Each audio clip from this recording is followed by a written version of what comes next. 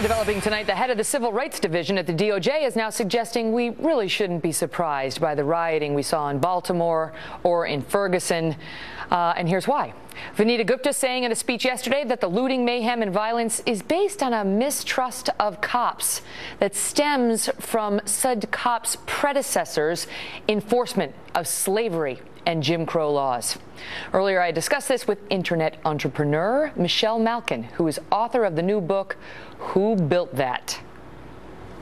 Michelle, it's so great to see you. You too. Oh, what a pleasure. Glad to be with you, Megan. All right, so let's start with this Assistant Attorney General, Vanita Gupta, who used to work for the ACLU. She was with the NAACP Legal Defense. She headed up the Racial Justice Program, and then she was the perfect choice to run the Civil Rights Division or help run it at the DOJ. And now she says we shouldn't be surprised that cops are acting like this or people are against them because of slavery and Jim Crow. Yeah, this woman is emblematic of the radical transformation that's taken place at the Department of Justice under Eric Holder and now under Loretta Lynch. That you have a Department of Justice is actually a Department of Social Justice. We actually have a nickname for radical advocates like this on Twitter, SJWs, Social Justice Warriors, who have no pretense of being neutral arbiters of the law. They have one filter and one filter only: race, race, race.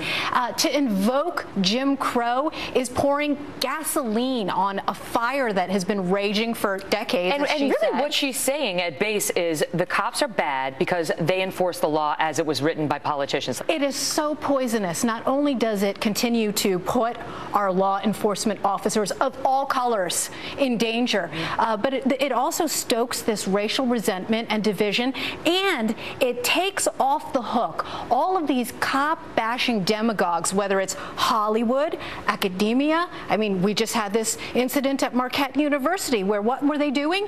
Deifying a cop killer. And this is the milieu. This is the climate in which ideologues like, progressive ideologues like Barack Obama and Ivy League lawyers like Vanita Gupta have been marinated in.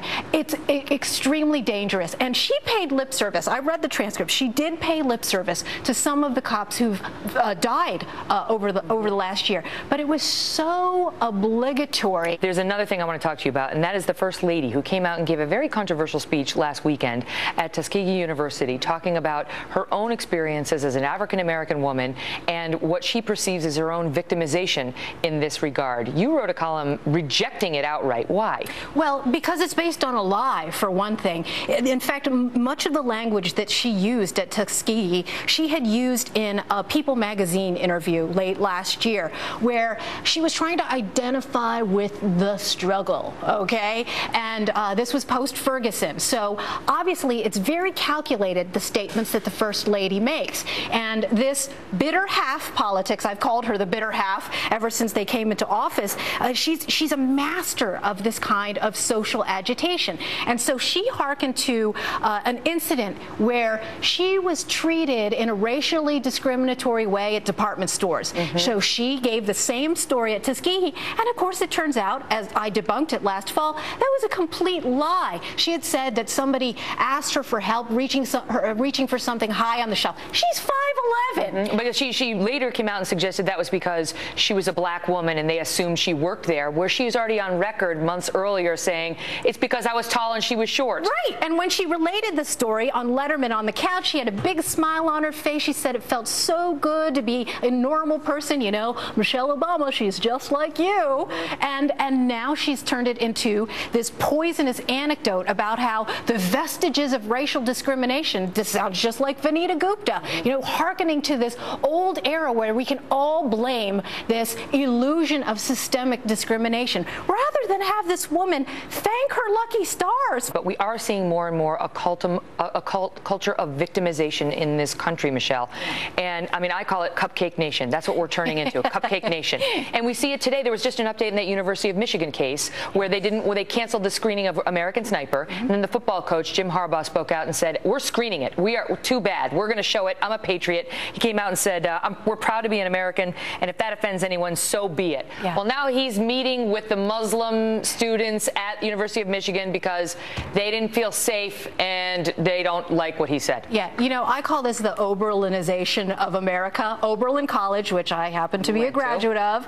Stephanie Rollins Blake from Baltimore, the mayor there, was a classmate of mine. And of course, we heard that language, which has been used for decades now in these ivory towers of safe space. That somehow young generations of Americans should be protected from speech with which they disagree. And you can see how this has, you can connect the dots between that and between this festering, like you said, culture of victimhood that's going on, because of course it whitewashes the true root causes of the problems in these urban communities. Plus, it just takes away people's sense of empowerment. That's how we get out of these situations, whether we're being discriminated against because we're women or we're minorities or whatever it is, that it takes away your power to send the message you are a victim and you will remain a victim unless the man gets his foot off of your neck.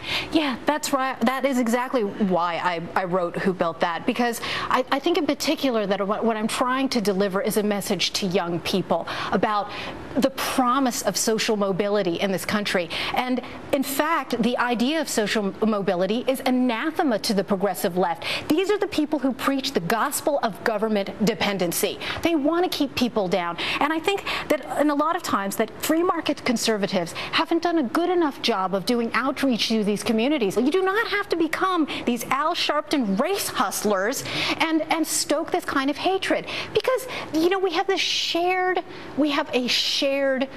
principle and a shared interest in making sure that we can lift people up, that it's a message of optimism and individualism, not this kind of dark, dank collectivism that keeps people down. You know, there's something called crab in the bucket syndrome, and you see it in inner cities and minority communities, where when somebody tries to get out, what is the impulse?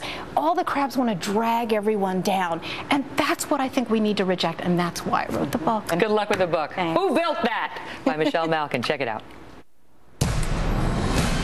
Breaking tonight, 2 years after spending nearly 13 hours on the Senate floor, Senator Rand Paul is at it again. Heading into hour 8 now of a news-making filibuster, sort of. Chris Direwalt is here in moments with that, plus big news on the race for the White House. Wait till you hear what we know now. Plus, the White House getting hammered over the fall of Ramadi and the administration's strategy for fighting the Islamic State terror army. Dana Perino is next on what is being called their tone-deaf response.